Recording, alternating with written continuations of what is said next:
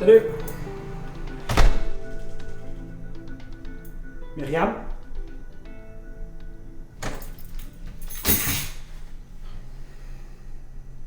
Je suis rentré à la maison. J'ai fini plus tôt. T'es où?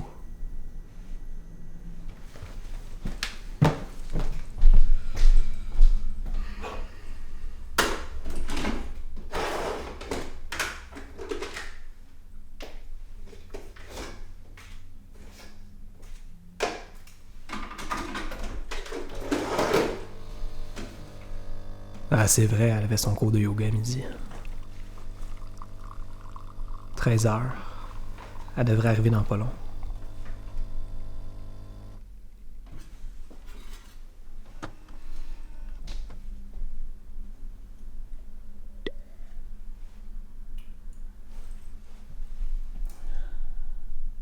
Patrick. C'est qui, lui? Ah, je vais lui demander quand elle va revenir.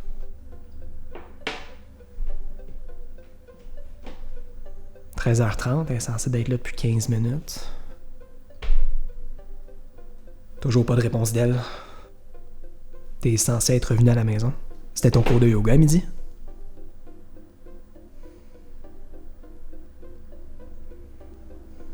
Semble j'en prendre un autre.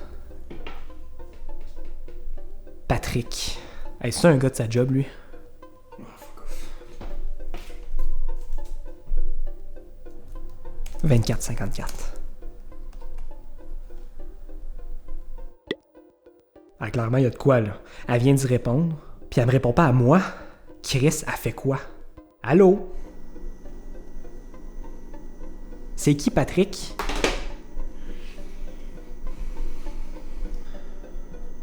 Mike? Alex? C'est qui, eux autres? Elle est distante avec moi depuis un bout, là. Clairement, il y a de quoi qui se passe, là. Elle me trompe, c'est sûr. Chris, réponds. Je le sais que t'es avec Patrick.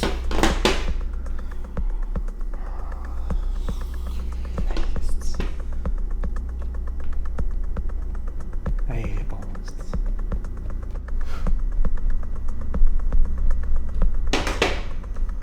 Ah, c'est conne.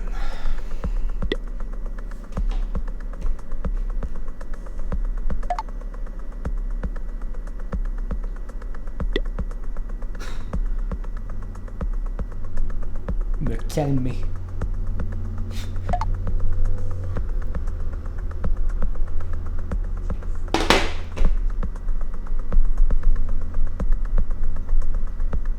Hey, tabarnak.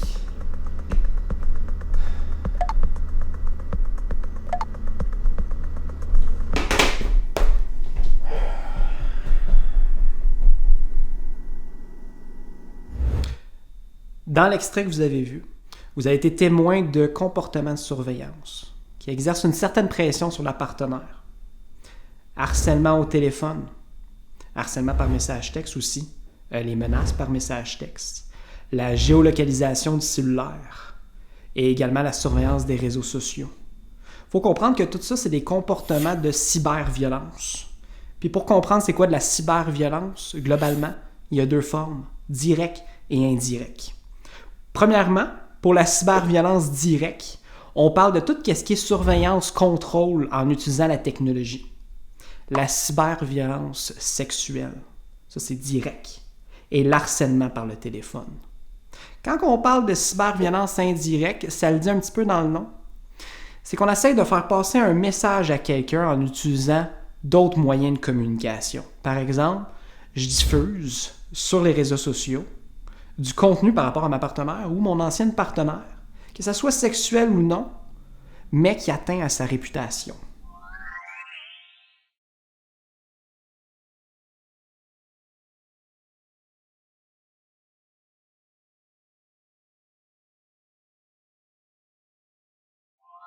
En violence conjugale, on voit souvent de la cyberviolence, et ce depuis quelques années. Le problème, c'est qu'il n'y a peut-être pas assez abordé dans le couple, ou abordé tout court. Comme si c'était futile, parce qu'il n'y a pas l'apparence d'une violence directe. Mais au contraire, c'est loin de l'être. Les problèmes avec la technologie, c'est qu'il n'y a aucune limite d'espace et de temps. L'autre, là, il est joignable en tout temps. Ça montre que tu n'as pas besoin de la dénigrer en pleine face, de crier après, de l'insulter, de faire du contrôle, de la pousser pour faire de la violence. Tu peux juste utiliser ton téléphone. Ça laisse des traces. Autant que la violence physique, puis dans certains cas, même bien plus. Ouais, mais Alex, je montre que je l'aime et qu'elle est importante à mes yeux. Ben, c'est pas un signe d'amour d'être jaloux, de vérifier, de surveiller. Ça, on appelle ça du contrôle, puis psychologiquement, ça dérange pour ta partenaire.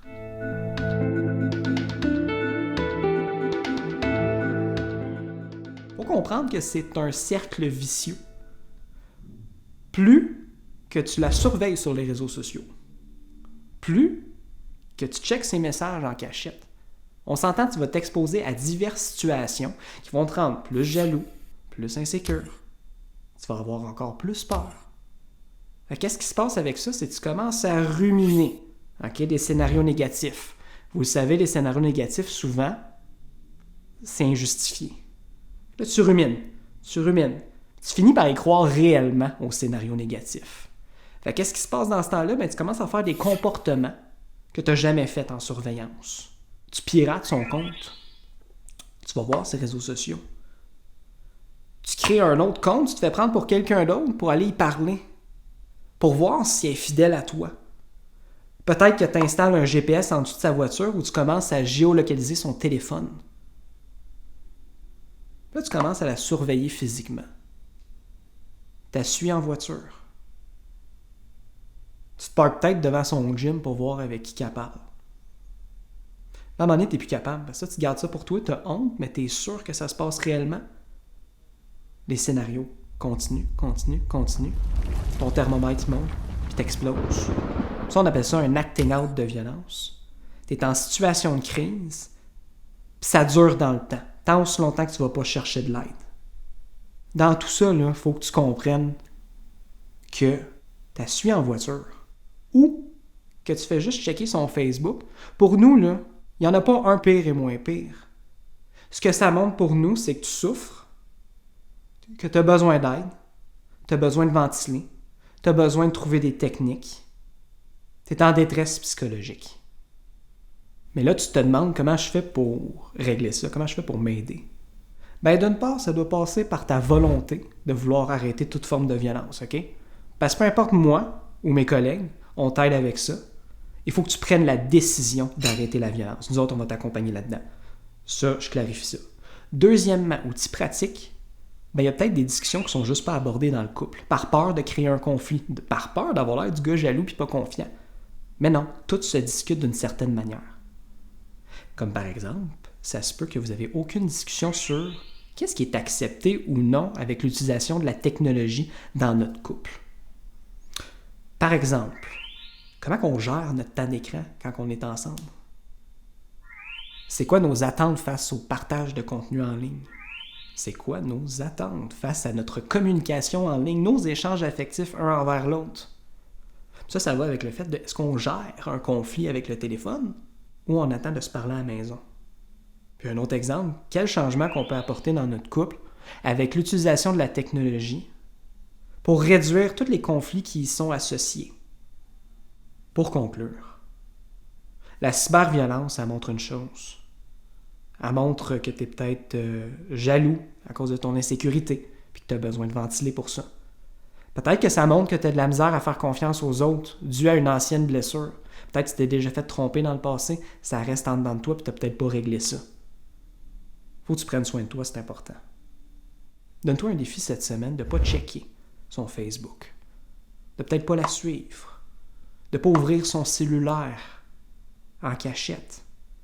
Centre-toi sur toi, parle de tes craintes à tes proches, parle de tes craintes avec nous, puis la fin de semaine qui va suivre, là, prends le temps de t'asseoir sur ton balcon, puis analyse-toi comment je me sens cette semaine, de m'avoir centré sur moi-même et non sur son téléphone et non sur ses réseaux sociaux.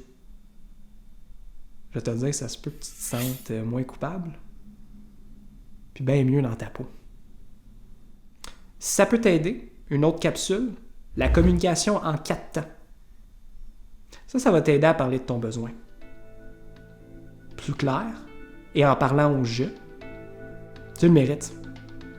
T'es capable.